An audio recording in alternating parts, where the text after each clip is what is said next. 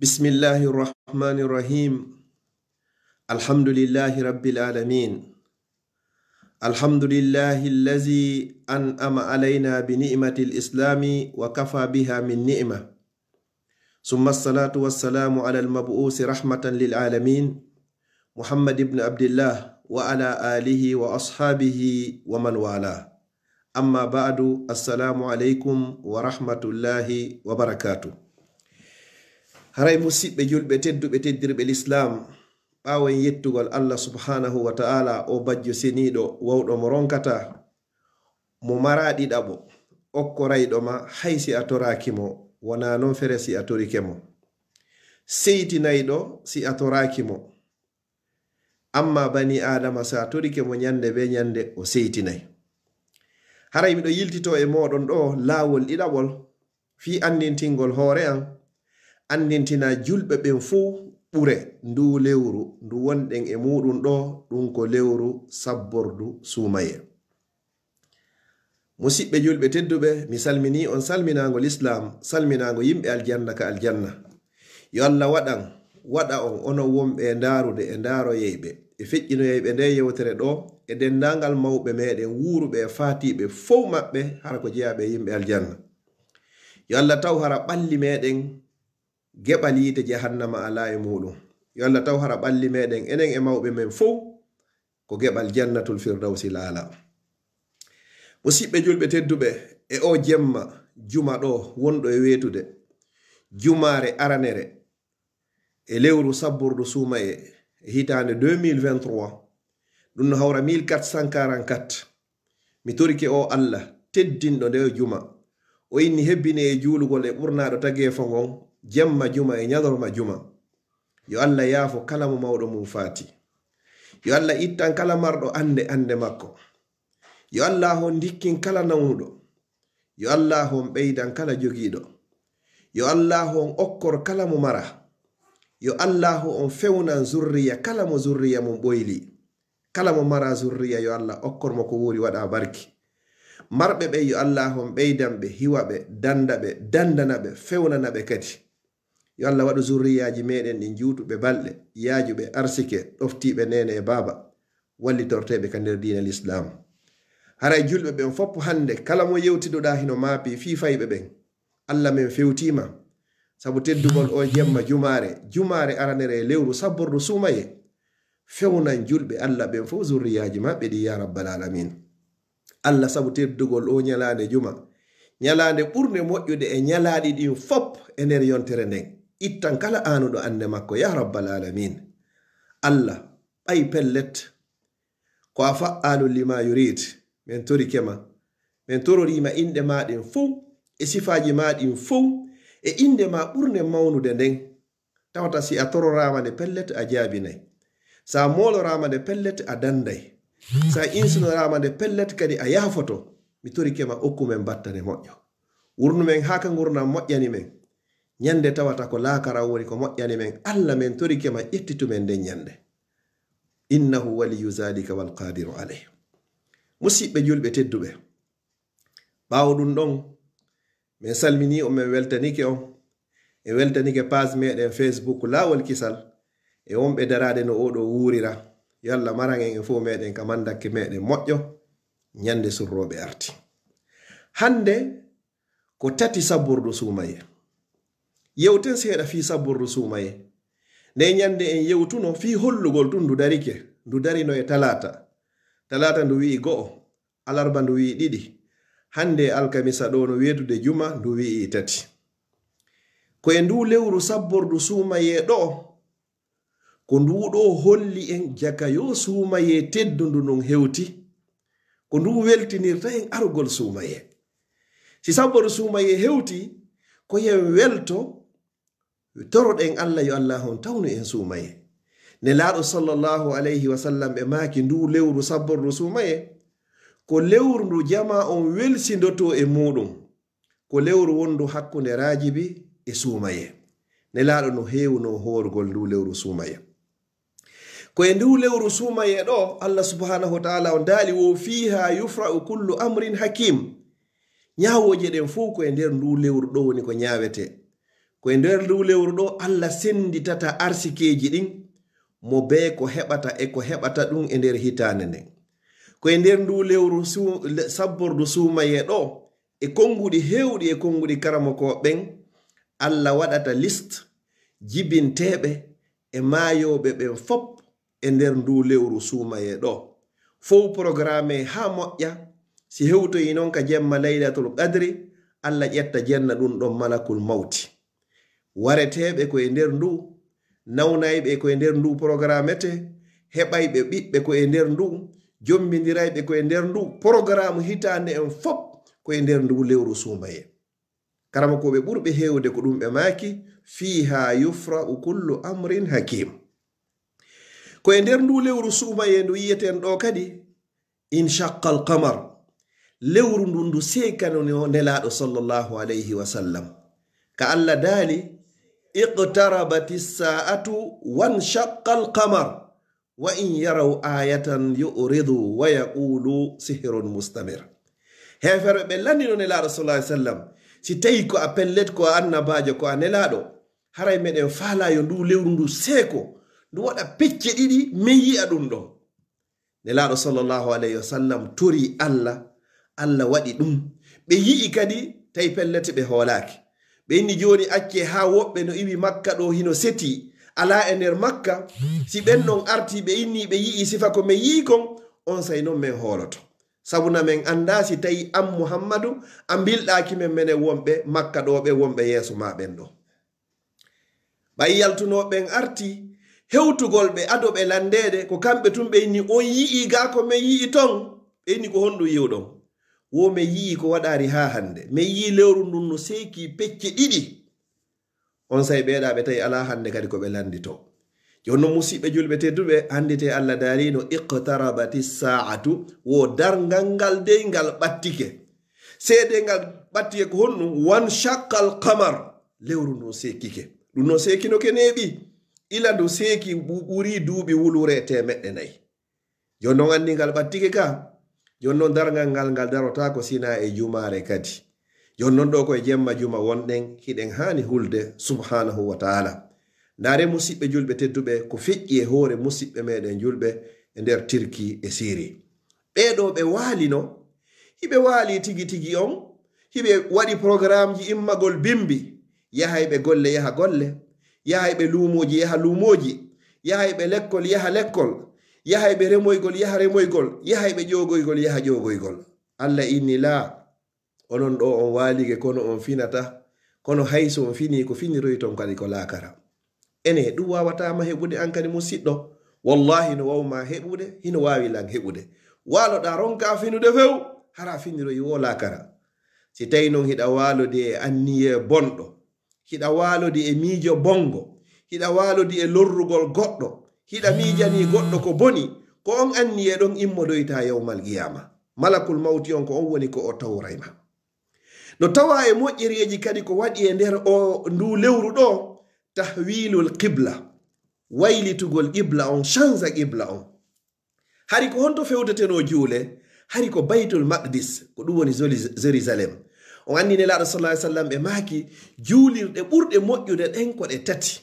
Juulirɗe ɗe goɗɗo haɓɓata njoɓaari mum, préparo moƴƴina saaku mum fi yawgol juuroyagol, ko juulirɗaji 3. Ko lutti kon foppo haray hino fota. Ko Kaaba on, Makka, Baytullahil Haram, e juulirde nden nelaɗo sallallahu alaihi wasallam bil Madinatul Munawwara, e juulirde nden Baytul Maqdis. Sa heɓi waɓutu goto ka suudu Kaaba no fota wa waɓutuji guluje 100. Waɓutuji guluje 100 goɗɗo wonay ga o juula e nder duuɓi 53. Hara himo juulude an heɓoya waɓutu goto ka suudu Kaaba si wawon non fotugol. Juulirde ɗiɗaɓere nden ko Masjidun Nabawi, juulirde nelaɗo nden sallallahu alayhi wa sallam wonde nden Madinatul Munawwara. Sa juuli ɗo waɓutu goto no fota wasi tawi ko waɓutuji wulure goɗɗo juuli ga si wawon fotugol. Sa juuli non waɓutu goto kadi Baytul Maqdis nde wonde Jerusalem ko ɗon fewteteno juule, goɗɗo juulay ga waɓutuji 500 si tawi non hande kadi wawon fotugol. Ko ɗon woni qibla arano on wonande julɓe ɓen. nelaɗo sallallahu alayhi wa sallam ko ɓe royrano ko ɗon ɓe wanno eskal non ko ɗon ɓe julni annabaɓe ɓen ɓe fuu maɓɓe en yi'e joni yeeso. Joni noon hari ko honto fewteteno juule ko e nde julirde wonde baytul maqdis ɗo annabaɓen ɓe fop maɓɓe ɓe guluje 120 ɓe fuu ɓe fop maɓɓe ɓe rewri e nde julirde ɗo fi honɗum fayda ɓe fop maɓɓe koye on zone ɗon e on région ɗon woni ko ɓe nela ko nelaɗo sallallahu alayhi wa sallam sakkiti e maɓɓe kamɓe kadi ɓe yahuno ɗon laylatal isra. haray noon ko duuɓi jelu kako lebbi jelu ko jonte jelu nelaɗo fewti baytul maqdis juuli ko ɓuri e jiccude kon sellugol karamo ko ɓen ko ɓe wi ko lebbi 16 ma lebbi 17 ɓura ɗum ɗo maximum ko ɓuri ɗudde kon ko lebbi 17 ɗum ko hitande e lebbi 5 nelaɗo sallallahu alaihi wasallam fewti ɗon juuli kono har hino ka ɓernde maɓɓe hiɓe suni yo Allah wayli tan ɓe qibla on hara ko honto ɓe fewtata ka suudu kaaba ɓay ko ɗon ɓuri e moƴƴude ko ɗon ɓuri e teddude nelaɗo sallallahu alaihi wasallam Allah subhanahu wa ta'ala waɗani ɓe faala maɓɓe on ko ɗum Allah daali qad nara taqalluba wajhika fi sama falanuwalliyannaka qiblatan tardaha fawalli wajhaka shatra almasjidil haram. Meɗen renti Muhammad ko wonɗa tiggitade kon dara ka kammuga toro men menen Allah fiyo men sanza men qibla ma on men fewtinama ka kaaba si Allah jaɓi men waɗante ɗum kadi men waɗay ɗum inchallah. Allah subhanahu wa ta'ala on jaabini dorare nelande sallallahu alaihi wasallam ko ɓe tori kon ɓe wayliti qibla on haray ko e mandi to moƴƴa ko lebbi 17 nelaɗo fewti baytul maqdis woni ko juuli ko lutti kon fu ka suudu kaaba. No tawa e moƴƴereji ko waɗi e nder ndu lewru ko al isra wal mi'raj ko ɗum woni royrede nelaɗo sallallahu alayhi wa sallam iwgol maɓɓe makka ara baytul maqdis iwa ɗon jaha kammu haka kammu jeɗɗaɓo ɓe yaha ha ɓe yiido e subhanahu wa ta'ala Allah fandoɓe waktuji ɗin 50 ko e nder ndu lewru ɗo kadi woni ko waɗi ndu lewru sabbordu sumaye. Nelaɗo Jibril araniɓe makka o ƴettiɓe ɗon e ngu puccu wetengu buraq ɓe ari baytul maqdis ka juulirde ɗon Allah moɓidirani ɗon nelaɗo sallallahu alaihi wasallam annabaɓen e nulaɓen ɓe fop maɓɓe ɓe guluje 124 anna hakkunde annabaɓe e nelaɗo ɓe moɓidir ɗon nelaɗo julni ɓe ɗon darɗe ɗiɗi ko ɗum waɗi si ɓe wi'a ko imamul mursalin ko khatamul anbiya wa imamul mursalin kamɓe woni timmode annabaɓe e nulaɓe ko kamɓe ko woni almami nulaɓen fow ko kamɓe tu woni heɓi ɗum ɗon ɓe julni ɓe ɗon ha ɓe gayni annabajo be hooti wontoyi e kammu ka wonno nelaɗo e Jibril iwri ɗon ƴawi ka kammu aranu yehi ka ɗiɗaɓo ka tataɓo ka nayaɓo ha ka jowaɓo ha ɓe hewtoye jeegaɓo e jeɗɗaɓo ha ɓe hewtoye ka wiyede sidratul muntaha ɓe yehi ha e nokku Jibril inni min ko ha ɗo mi wawata arde nelaɗo sallallahu alaihi wasallam ɓe yehi ha ɓe hewti ka Allah subhanahu wa ta'ala woni ton karamo koɓe woɓɓe inni nelaɗo yi'uno Allah woɓɓe inni nelaɗo sallallahu alaihi wasallam ko annora yi e dow annora na ɗum ɗo woni yewtereji meɗen ndin almuhimmu Allah subhanahu wa ta'ala fandiɓe waqtuji 50 ɓe ari haka annabi Musa ka kammu jeegaɓo annabi Musa inni mofte maɗen townoyta ɗum ɗo yilti to Allah ɗuytanama nelaɗo yiltiti ɗuyta 5 ɓe arti annabi Musa maki ɓe townoyta ɗum ɗo ko non ɓe yiltori ɗon ɗuytira 5 ha lutti 5 hay ɗin ɗo nela annabi Musa inni mofte maɗen townoyta ɗum ɗo min miɗo andi ko mi acci kon ɓay ko min adama nelede on sayi nelaɗo sallam maki joni mi hersi jomi an ko wonno 50 lutti 5 mo towno yaari ɗum ɗo o haray na faalaɗo Allah subhanahu wa ta'ala ka yaajugol yurmede makko ka yiɗangol mofte nelaɗo sallallahu alaihi wasallam ɓe faalaka hay goto e meɗe yaha yiite en fof ko ɓe falana en ka aljanna Allah subhanahu wa ta'ala daali mi ɗuyti golle ɗen kono mi ɗuytari baraji ɗin kala juuluɗo waqtuji ɗin 5 haray mo mari baraji wasa juuli waqtuji 50 kala yeeɓuɗo ɗiɗo 5 mo mari bakkat wa yeeɓuɗo waqtuji ɗin 50 yo Allah waɗu e ñinnay ɓe ɗi waqtuji ɗo 5 fiyo Allah okku en baraji juuluɗo waqtuji ɗin 50 yo Allah dandu en e yeeɓude ɗi waqtuji ɗo 5 ha heɓen bakkatuji yeeɓuɗo waqtuji 50 anditen musidɓe julɓe tedduɓe en fop meɗen en maayey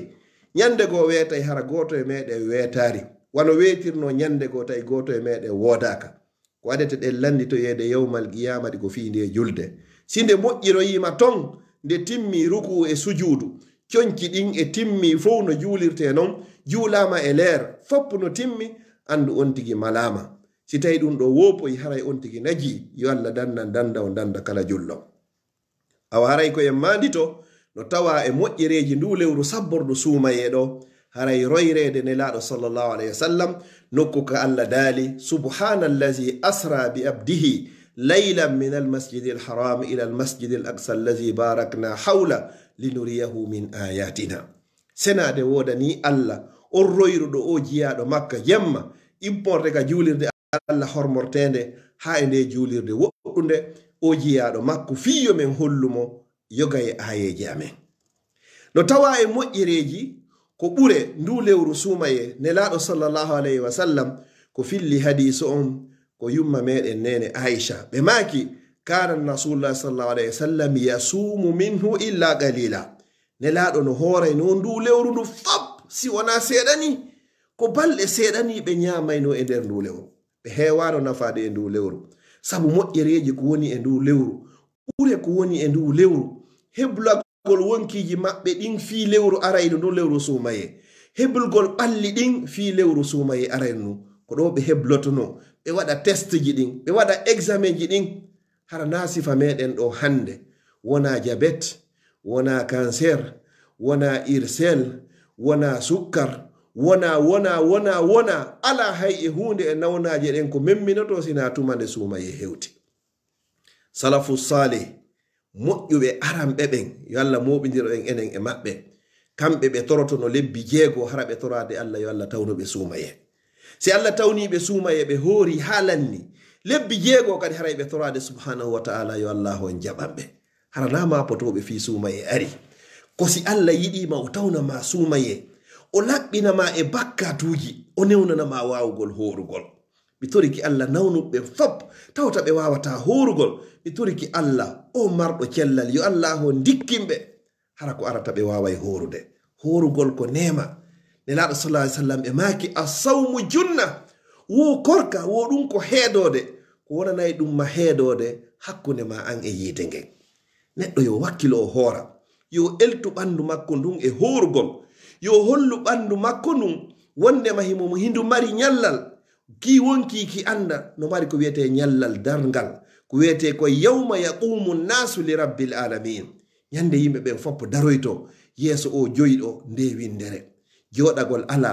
ƴomminagol ala walagol ala mi ronki ala hino nangi e hoore ko e meɗen hiɗa rondi golle ma boni ma moƴƴi genange no yowta adda ha e fewndo ko salaje meɗen e wonki ma kun andu kun hula Allah kun wakkilo andude ka korka ko ka ɗo wonanayi ma heedo hakkunde ma e yiite jahannama yo Allah dandan on fop moɗon yiite jahannama ya rabbal alamin nelaɗo sallallahu alaihi wasallam haray ko filli o hadis ɗo haray ko imamul bukhari haray o layla ɗo kadi kalla inni fiya yufra laylatul mubaraka jemma waɗaɗo barki haray ko e o jemma ndu lewru borro suumaye woɓɓe inni ko nisfu sha'ban ko nyande 15 ka feccere mayru ko ɗo wi fiha yufra'u kullu amrin hakim haray ko en wakkilo wurniten ndu lewru wurnitiren ndu korka horugol nyalorma wurnitiren ndu ittugol sadaka jemma e nyalorma wurnitiren ndu jangugol alquran wurnitiren ndu jokkugol enɗam wurnitiren ndu hebbugol jantagol inde Allah wurnitiren ndu hewgol juulugol e nelaɗo sallallahu alayhi wa sallam wurnitiren ndu hiwrodirgol e ɓe taƴodirɗen wurnitiren ndu woɗɗitago ko wiyete konnago e hasidankako e kote e konnago e ñoore e baddi e ñamugol riba e seeditagol fenande e wowlugol fenande ndu lewru ko ɗum ndu wullitirte juula jemma hay sai ko darɗe ɗiɗi hoora ñalorma kadi janga qur'an haysi ko aya goto itta sadaka yeru ko heɓe feere nelaɗo sallallahu alayhi wa sallam nene Aisha ɓe filli e hadisi selluɗo mo yaltini ɗum imamul bukhari wo nelaɗo sallallahu alayhi wa sallam wo hiɓe hoorayno ɓe jokkidira korka ha men sikka ɓe taƴata hakke ko korka kan jooti wo ɓe taƴa kadi ha men sikka ɓe horitata hande kadi kono nene Aisha ɓe maki wo mi yi'ari ha hande nelaɗo no hoori lewru timmudu tis siwona suumaye mi yaari kay nelaɗo sallallahu alaihi wasallam hiɓe heewuno hebbina heewino hoorugol lewru ha buyi ɓuri sabbordu suumaye mi fillito nelaɗo no hoorayno ɓe jokkindira ha men sikka ɓe taƴata ɓe taƴa kadi ha men sikka ɓe hoorata kono ha hande ɓe hoorari lewru timmudu si wona suumaye ala kadi ndu ɓe ɓurayno hoorugol kadi ɓuri sabbordu suumaye e musidɓe julɓe tedduɓe si tawi en laatike pellet hiɗe yiɗi nelaɗo ko Allah daali konka Qur'an qul in kuntum tuhibbuna Allah si tawi hiɗe yiɗi Allah fattabi'uni jokkela min Muhammad yuhibbukumullah on say non Allah o yiɗay on sa jokki Muhammad andu Allah yiɗima sa fawalama peewal iwtir ɓawo Muhammad sa ɗoftike mo tun haray a feewi sa ɗoftaki mo haray a majji siɗa yiɗi Allah jokkay Muhammad qul in kuntum tuhibbuna Allah fattabi'uni jokkela min Muhammad yuhibbukumullah on say non Allah yiɗa on fodde en iwtirari ɓawo Muhammadu sallallahu alaihi wasallam Allah yiɗata en fodde en ɗoftaki Muhammadu en wawayi heɓude ko wiyete kon peewal joni haray horugol ngol ɗo yo on tigi horu ko ɓuri ɗuɗde mayru kono wata o timminoydu ɗiɗi nelaɗo sallallahu alaihi wasallam ha hande ɓe horari lewru ɓe timminindu si wona suumaye tati ko ɓe ɓurayno horugol ɓe ɗuɗɗina ko sabbordu suumaye e fillayeji goo kadi ɓe inni ko jompente shahrullahi almuharram rewru Allah wiyeten ɗum almuharram ka pulal wi'en jombente si ɗum ɗon feƴƴi musidɓe julɓe tedduɓe toɓɓere hikkine ɗon nden nelaɗo sallallahu alaihi wasallam no woodi ka sayyidina Ali ya filli e hadisi arɗo fi sabbordu suumaye karamo koɓe goo hino lo'ini o hadis ɗo fi honno ɓe hini wosi yehi ha hewti 15 sabbordu suumaye Allahu subhanahu wa ta'ala on o woni ha nange ngen muti nyande 15 sabbordu suumaye wo Allahu on o jippoto e jippande nde o handi e muɗum wara ka kammu aduna yanke huɗo si tawi nange ngen yehi ha muti Allah subhanahu wa ta'ala o lando en o inna ene hino woodi e moɗon marɗo bakkatu o torolan mi yaafomo ene hino woodi e moɗon faalaɗo arsike o torolan mi arsikamo ene hino woodi e moɗon jogiiɗo jarriboraɗo nawnare ma musendi ma albalawuji o torolan mi sellinamo nyande be Allah subhanahu wa ta'ala ko woɓe inni wo ko ɗum ɗo watta ka nyande 15 sabbordu suumaye karamo koɓe goo no sellini hadise on karamo koɓe goo hino lo'inimo ɓeyni noon wo ko ni o lando ko hombo ma faala ɗum ɗo mi okkamo ko hombo holi ɗum ɗo mi dannamo ko non hatta tatlu alfajr aw hatta yatlu alfajr hatumande fajiri on fewiri ko filli hadise on ko ibnu majah haray noon musidɓe julɓe tedduɓe hadise on o selli ma o sella lewru ndun ko lewru dewal lewru ndun ko lewru tinnagol lewru ndun lewru tubugol rutto ka Allah lewru jandagol Qur'an lewru insinagol lewru juulugo e nelaɗo sallallahu alaihi wasallam lewru moƴƴagol e alyatima lewru moƴƴagol e miskin lewru moƴƴagol e ɓen tampuɓe waasuɓe lewru moƴƴagol e ɓen ɓe sonnaɓe tawata modiɓe maɓɓe maayi ala ko danko e ko wiyete kon armala nelaɗo sallallahu alaihi wasallam ɓe maaki o min e dankiɗo alyatima e dankiɗo mo moodi mum maayi ala ko kipanu woka ha tayni fil janna no way wan waɗi kolli ɗo ɗiɗi ka nder aljanna musidɓe julɓe tedduɓe haray hino woodi ka moƴƴereji boyi wawete waɗede hayya bina tinnoɗen waɗen ɗi moƴƴereji si ɗum ɗon feƴƴi musidɓe julɓe tedduɓe joli kadi e fillayeji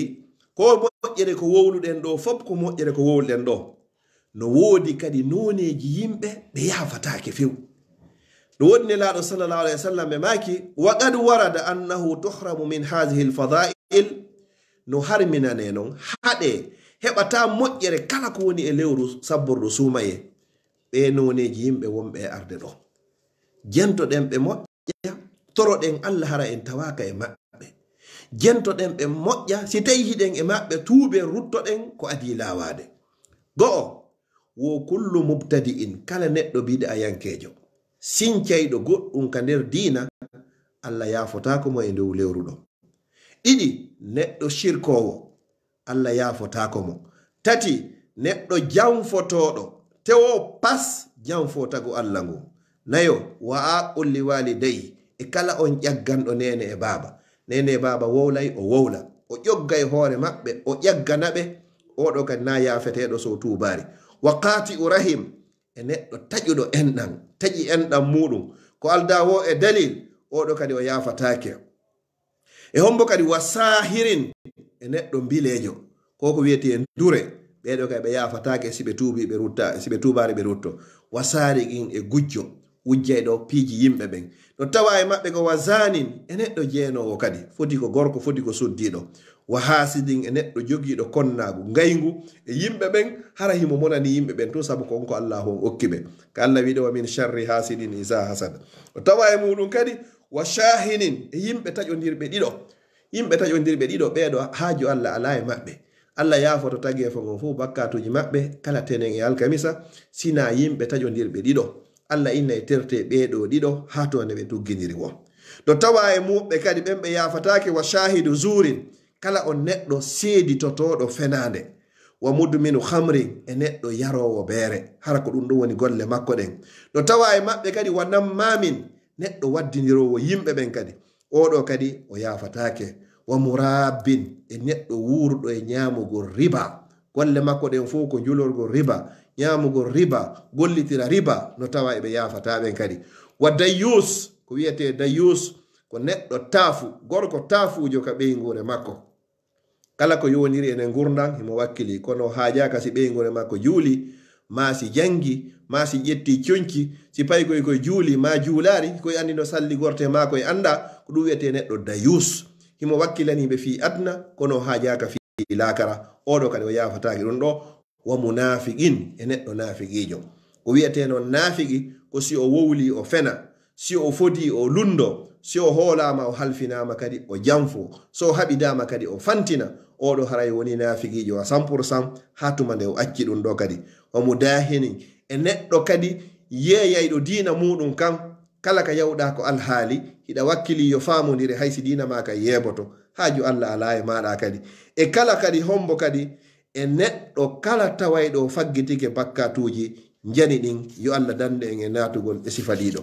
ɓeɗo haray ɓe yafatake. Dalili meɗen e muɗum ko hadisu mo abi Musa al-Ash'ari woni ko filli wonde manelaɗo sallallahu alayhi wa sallam e maki Allah ƴellitoto e hoore tagefo ngon fo ñande 15 sabbordu sumaye. Haray Allah subhanahu wa ta'ala o yaafoto dennangal tagu makko ngon fof bakkatuji ko ɓe waɗi kon illal mushrik sina on neɗɗo sirkowo.